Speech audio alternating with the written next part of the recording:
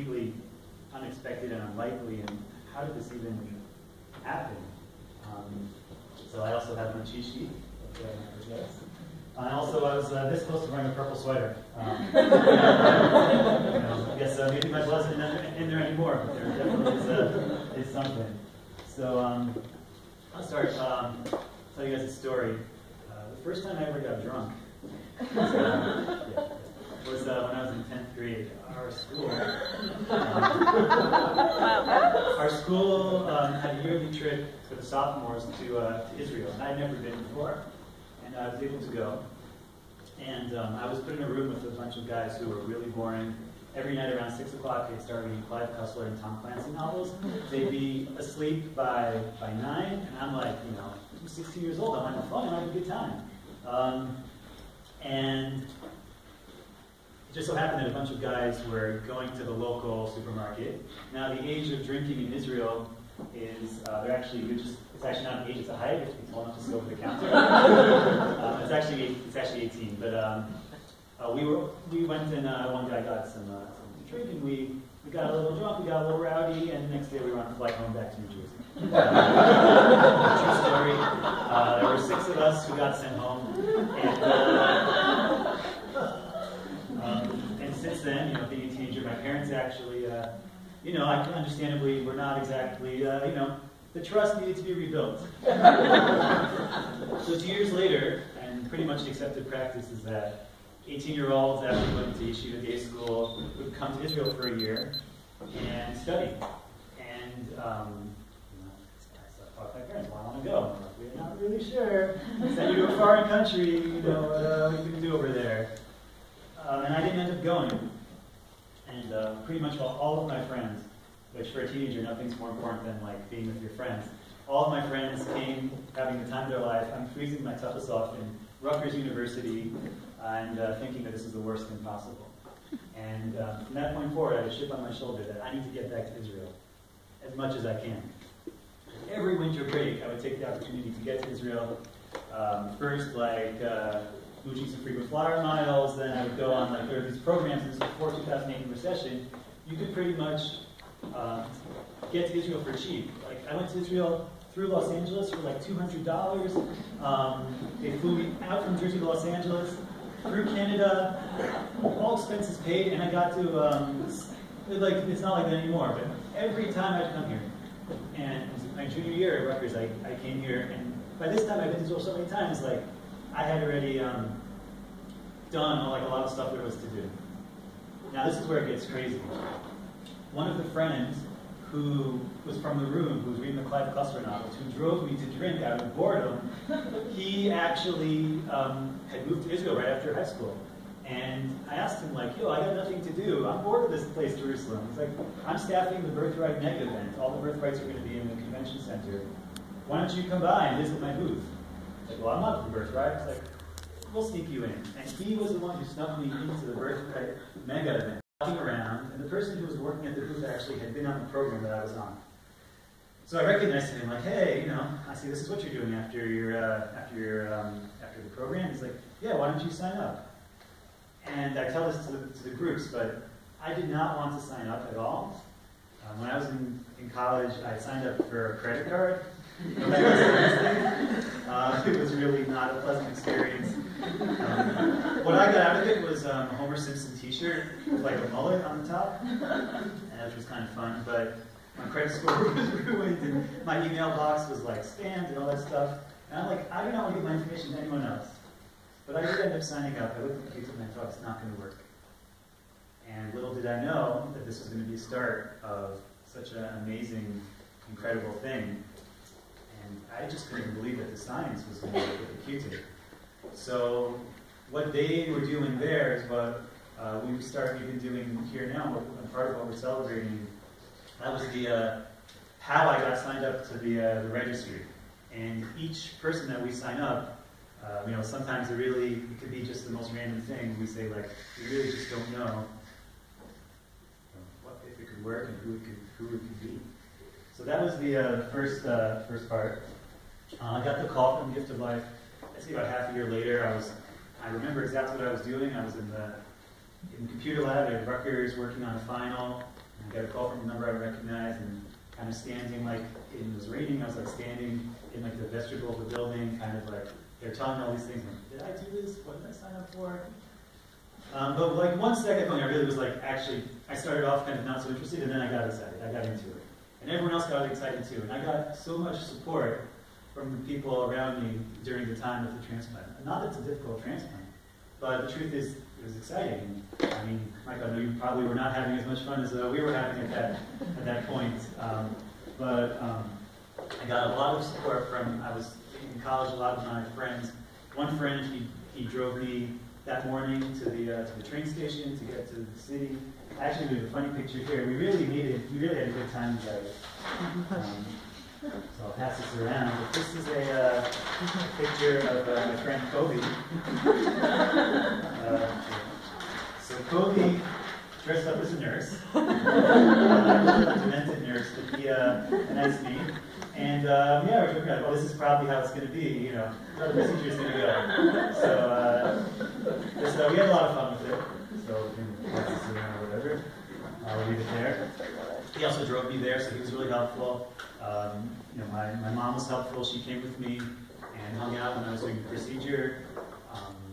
Also, just looking back at some old emails, they actually announced that, like in the Hillel, in the newsletter, Mazel Tov to Ben Druce. He's going to be giving bone marrow, and we wish him well. And also another friend, he came up with a nickname. He started calling Mr. Bones.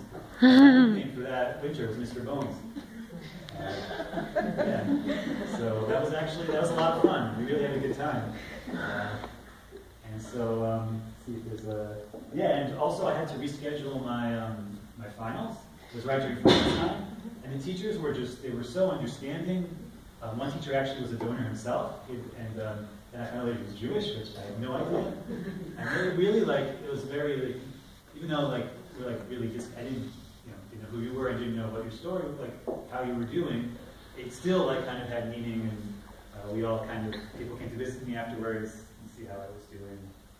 So, and we found out that it worked, and it was really a big thrill. That was really a wonderful thing. One other story which I forgot to mention. That's why I write these things down, because it gets kind of emotional. In order to have a lot of stem cells, we take a medicine called Neupogen, which we tell students that basically you have more stem cells. Makes sure you have an excess of stem cells. So the way that you get this shot of Neupogen is that a home care nurse comes and gives you the shots.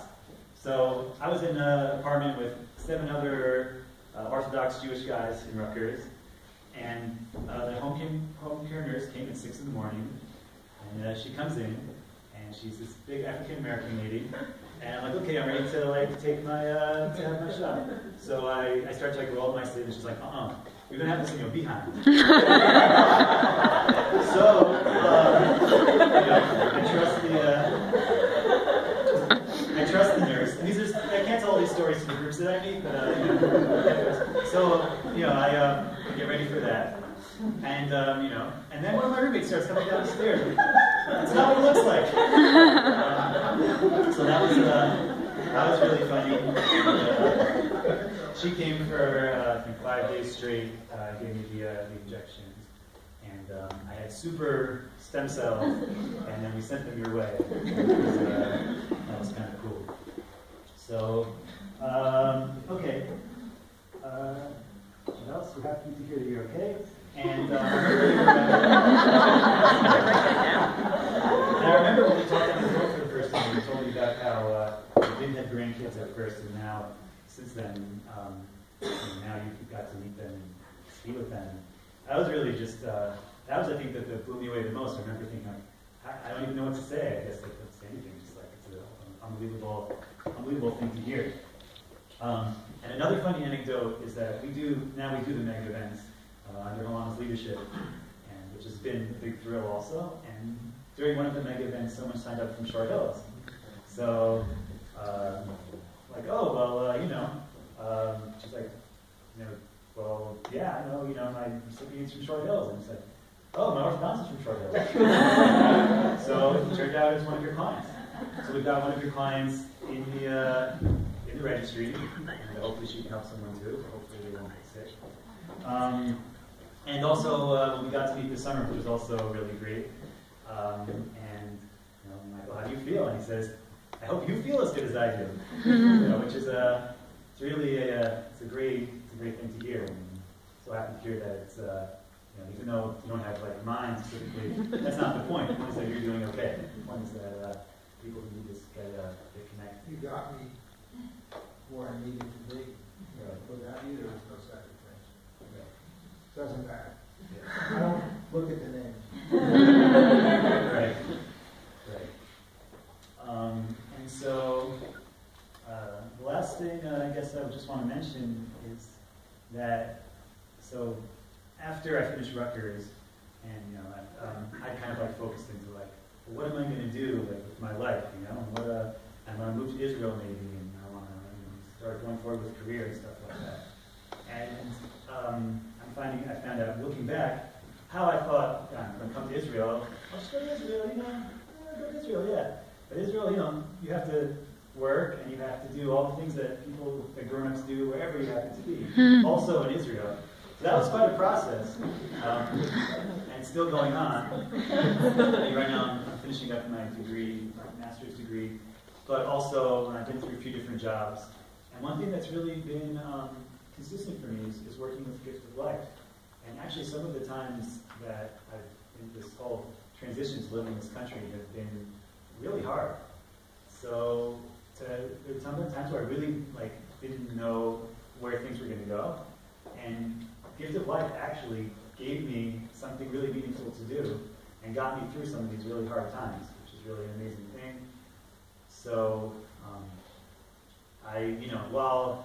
it's like, well, I was able to give this to you. Gift of Life and this whole experience is actually giving back to me, and has given back to me for many, many years that I've been here. And Alana is just really, I don't really have that many female role models, but Alana was definitely one of them. And however sappy that sounds, I do mean that. It's a pleasure volunteering for you and being part of this. And also the friends who come to help out with the drives is just, it's not possible. Like, we go and we run drives, and they want to come. They want to come and do this, which is just, it's unbelievable that they're ready to come and they make it possible. If I go on my own, I can't. Like you said about the half the shekel. So I couldn't do it. We did a couple takes over on the train tracks, and they came out. And I'm glad it got over there. So it's just, it's really thinking about the story, about how I got involved and how I even ended up here. I think it's really, you can see God's hand in all of this. How does this make any sense? It doesn't, but it truly is. No, it makes a lot of sense. Makes a lot of sense. So it's amazing. So, anyways, I want to call up Yael actually to, she's going to say a little something. Really short. Oh, I just forgot.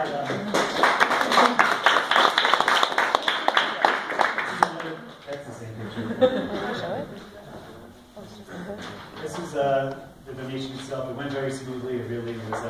There's not so much to talk about in the donation because it really just went very smoothly. But this is his name is Manny. He's the apheresis nurse. He kind of reminds me of the Strider from Ninja Turtles. But he's also he's good at karate. And that's me. I'm sleeping. That's my history, my economic history notes. I had to find all the few days after that. And I wore the lifeguard shirt as a gag. That was also fun. So this is it really went smoothly. Gift of Life took care of everything. The donation. In Cornell, It's really smooth. Really, not so much to talk about. So.